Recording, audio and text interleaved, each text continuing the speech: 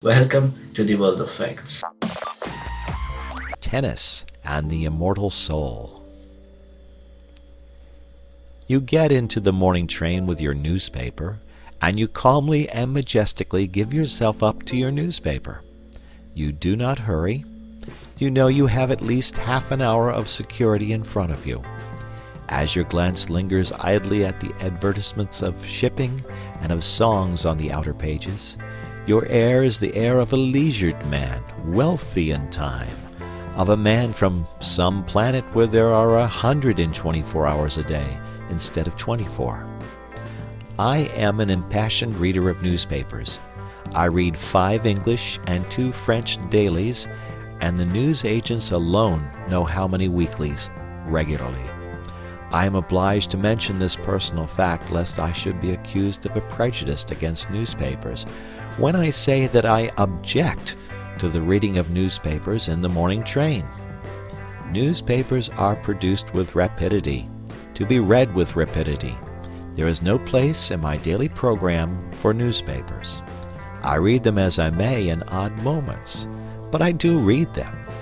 The idea of devoting to them 30 or 40 consecutive minutes of wonderful solitude, for nowhere can one more perfectly immerse oneself in oneself than in a compartment full of silent, withdrawn, smoking males, is to me repugnant. I cannot possibly allow you to scatter priceless pearls of time with such oriental lavishness. You are not the Shah of time. Let me respectfully remind you that you have no more time than I have. No newspaper reading in trains. I have already put by about 3/4 of an hour for use. Now you reach your office, and I abandon you there till 6 o'clock. I am aware that you have nominally an hour, often in reality an hour and a half, in the midst of the day, less than half of which time is given to eating. But I will leave you all that to spend as you choose. You may read your newspapers then. I meet you again as you emerge from your office. You are pale and tired. At any rate, your wife says you are pale, and you give her to understand that you are tired. During the journey home, you have been gradually working up the tired feeling. The tired feeling hangs heavy over the mighty suburbs of London like a virtuous and melancholy cloud, particularly in winter. You don't eat immediately on your arrival home, but in about an hour or so you feel as if you could sit up and take a little nourishment, and you do. Then you smoke seriously. You see friends. You potter.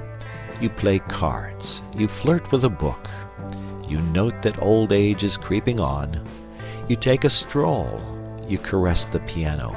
By Jove, 11:15. You then devote quite 40 minutes to thinking about going to bed, and it is conceivable that you are acquainted with a genuinely good whiskey. At last you go to bed, exhausted by the day's work. 6 hours, probably more, have gone since you left the office, gone like a dream, gone like magic, unaccountably gone. That is a fair sample case. But you say, it's all very well for you to talk. A man is tired. A man must see his friends. He can't always be on the stretch. Just so. But when you arrange to go to the theater, especially with a pretty woman, what happens? You rush to the suburbs. You spare no toil to make yourself glorious in fine raiment. You rush back to town in another train. You keep yourself on the stretch for 4 hours, if not 5. You take her home. You take yourself home. You don't spend 3/4 of an hour in thinking about going to bed. You go. Friends and fatigue have equally been forgotten, and the evening has seemed so exquisitely long, or perhaps too short. And do you remember that time when you were persuaded to sing in the chorus of the Amateur Operatic Society, and slaved 2 hours every other night for 3 months?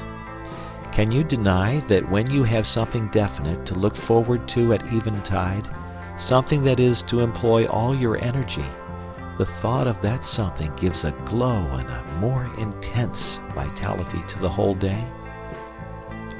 What I suggest is that at 6 o'clock you look facts in the face and admit that you are not tired, because you are not, you know, and that you arrange your evening so that it is not cut in the middle by a meal.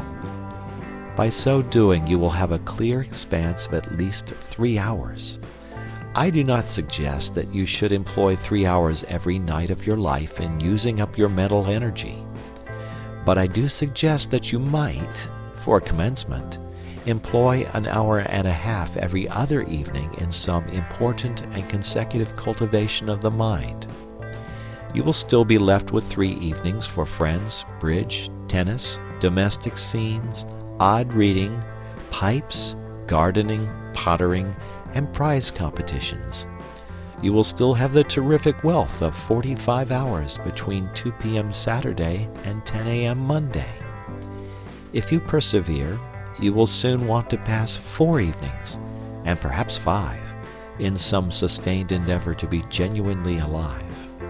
And you will fall out of that habit of muttering to yourself at 11:15 p.m., "Time to be thinking about going to bed."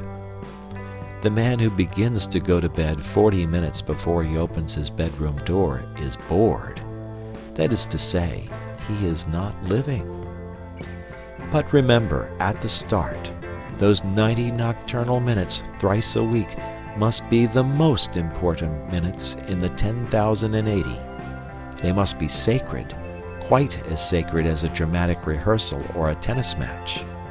Instead of saying, "Sorry I can't see you, old chap, but I have to run off to the tennis club," you must say, "But I have to work." This, I admit, is intensely difficult to say. Tennis is so much more urgent than the immortal soul.